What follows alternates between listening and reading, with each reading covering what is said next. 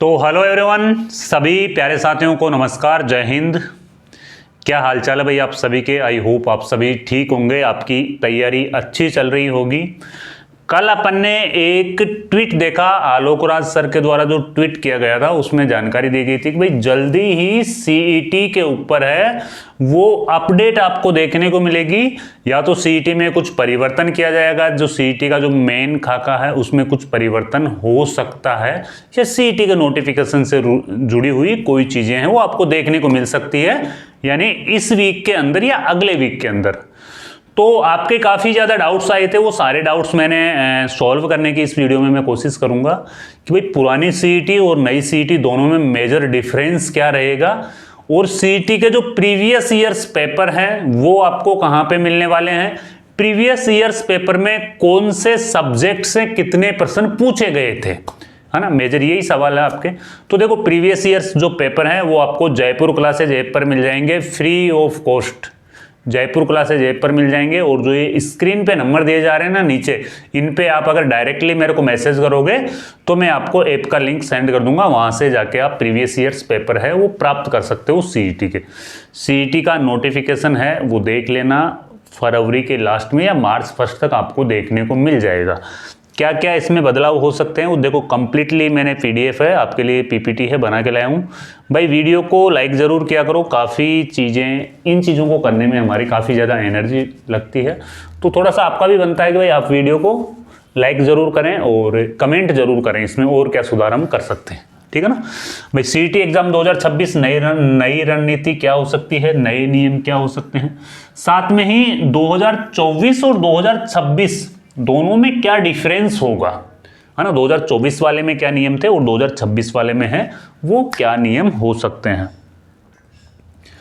ये जो सीईटी थी ना, देखो बड़ा बदलाव क्या बदल सकता है ना। क्या बदल सकता है, बदला है नहीं, क्या बदल सकता है इसमें। सीईटी 2024 थी ना जिसमें पासिंग मार्क्स 40% थे, जबकि अब की बार जो 2026 में आएगी इसमें 60% पासिंग मार्क्स करेंगे। ये अपने को कई बार अपडेट देखने को मिल गई है। पिछले टाइम तो अपने को ऐसी भी अपडेट देखने को मिली थी कि इसमें 2 एग्जाम होनी है, लेकिन एग्जाम तो शायद एक ही होगी, लेकिन पासिंग मार्क्स वो 60% करेंगे। उसके पीछे रीजन ये है कि जो 2024 वाली सीईटी थी ना उसमें 40% पासिंग मार्क्स किया गया। अब जो फिल्टर लगाया था ना भाई, जो बच्चे पढ़ाई नहीं कर रहे हैं उन बच्चों को पहले ही रोक दिया जाए, तो वो फिल्टर इतना काम नहीं कर रहा था, काफी ज्यादा संख्या में बच्चे हैं वो यहाँ पे पास हो गए थे। तो अब की बार ये गवर्नमेंट का यही रहेगा कि भाई अब की बार जो पासिंग मार्क्स है वो 60% इसमें किया जाए। पिछली बार की जो वैधता थी ना वो देखो 2024 और 25 2 साल तक इसकी वैधता। अब की बार जो इसकी वैधता होनी है ना वो 3 वर्ष की इसकी वैधता है, वो करवाई जा सकती है। इसमें एग्जाम है वो एक ही एग्जाम इसमें हुआ था और एक ही एग्जाम है वो इसमें होने वाला है।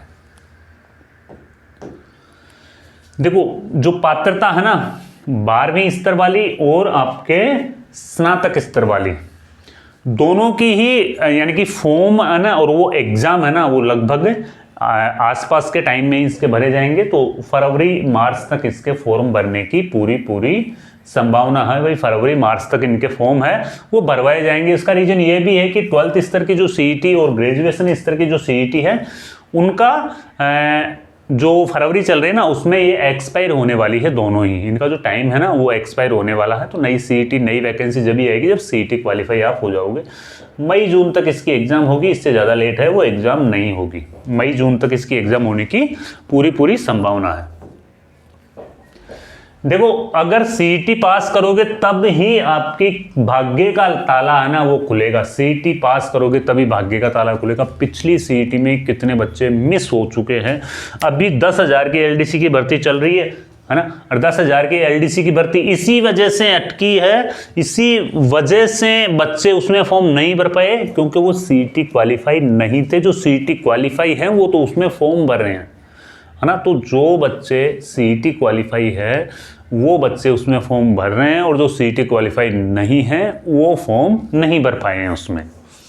तो वो तो अटक गए ना, उनका तो पूरा साल खराब हो गया ना। जो 12वीं पास करके आया 18 साल का हो गया वो तो वैसे ही अटक गया। तो सीईटी पास करना जरूरी है। काफ़ी वैकेंसियों में मौका आपको तभी मिलेगा तब आप सीईटी पास करोगे ना। केवल एक परीक्षा ही नहीं है, हर आने वाली वैकेंसी में, हर आने वाली सरकारी नौकरी में है वो सीईटी आपको अनिवार्य कर देंगे। देखो परीक्षा का जो स्वरूप है ना वो क्या रहता है, अभी मैं आपको वो भी बताऊंगा कि किस टॉपिक से कितने % पूछे गए थे। ये जो 150% है ना वो भी मैं आपको बताऊंगा कि किस टॉपिक से कितने % पूछे गए थे। पीवाईक्यू पेपर तो आप देख ही लोगे जयपुर क्लासेज पर जाकर, लेकिन ये जो 150% है ना ये प्रत्येक प्रश्न आपको यहाँ पे है वो 2 अंकों का होगा। तो यहाँ पे जो आपके टोटल अंक हो जाएंगे ना वो 300 अंक होंगे। नेगेटिव मार्किंग इसमें नहीं रहेगी, नो नेगेटिव, कोई इसमें नेगेटिव मार्किंग नहीं रहती है। तो पर्सन जो अटेम्प्ट करते हैं, मैक्सिमम बच्चे पर्सन अटेम्प्ट करते हैं वो पूरे 150 के 150 करेंगे। यानी कि आपको हर एक पर्सन है ना वो करना है, नेगेटिव मार्किंग नहीं है ना तो आपको हर एक पर्सन है वो करना ही करना होगा भाई। अब देखो इसमें जो आपका पेपर बना था ना वो आपके 150% आए थे ना, उनमें से देखो इंडिया जीके के 35 से 40% है ना वो तो आपके इसमें इंडियन ज्योग्राफी हो गई है, इंडियन अर्थव्यवस्था हो गई है, राज व्यवस्था हो गई है और इंडियन हिस्ट्री हो गई है। 4 सब्जेक्टों से 35 से 40% आए थे, है ना, ये देख लो। फिर उसके बाद में 10 से 11% है ना वो राजस्थान ज्योग्राफी के बेस में पूछे गए थे। 10 से 11% है वो राजस्थान ज्योग्राफी, अर्थव्यवस्था, राजव्यवस्था, इतिहास, है ना। और ये राजस्थान वाला पोर्शन है, वो इंडिया जीके वाला पोर्शन है, ये राजस्थान जीके वाला पोर्शन है। तो ये 30 से जो 35% है ना वो तो राजस्थान जीके से थे, जबकि 35 से 40% थे वो इंडिया जीके से थे।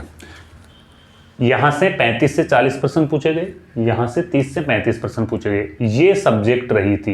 राजस्थान ज्योग्राफी से 13 से 14% आए थे, जबकि इंडियन ज्योग्राफी से 10 से 12% आए थे। राजस्थान की जो अर्थव्यवस्था है उससे 3 से 4% आए थे, इंडियन जो अर्थव्यवस्था है उससे 7 से 8% आए थे। राजव्यवस्था से 12 से 13% आए थे और राजस्थान की जो राजव्यवस्था है उससे 5 से 6% आए थे। इंडियन हिस्ट्री है, इंडियन हिस्ट्री से 7 से 8% आए थे, जबकि राजस्थान का जो इतिहास है उससे 7 से 8% आए थे। टोटली दोनों पार्टों से मिला के उस पार्ट से 35 से 40 और इस पार्ट से 30 से 35 ये % पूछे गए थे।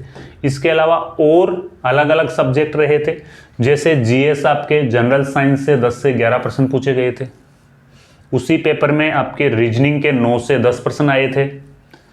उसी पेपर में आपके कंप्यूटर के 9 से 10% आए थे।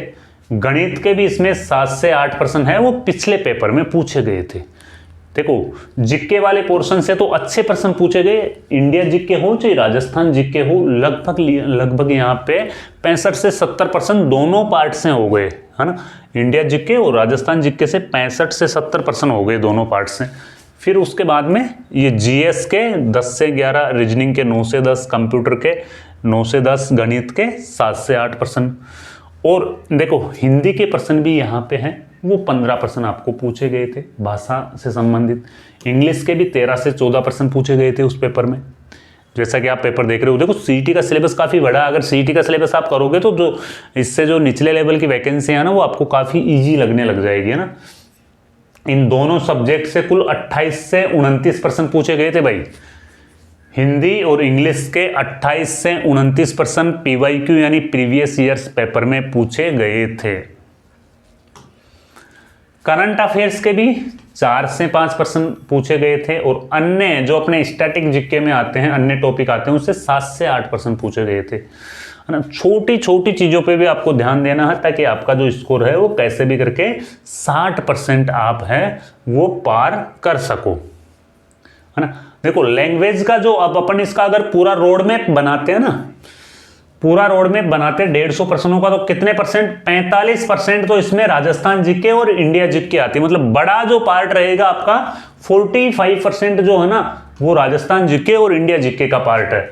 और इसमें साइंस, मैथ, कंप्यूटर और रीजनिंग, है ना। स्किल्स बेस्ड है, ये 25% पार्ट है इसमें मैथ आ गई, साइंस आ गई, कंप्यूटर आ गया और आपकी रीजनिंग आ गई।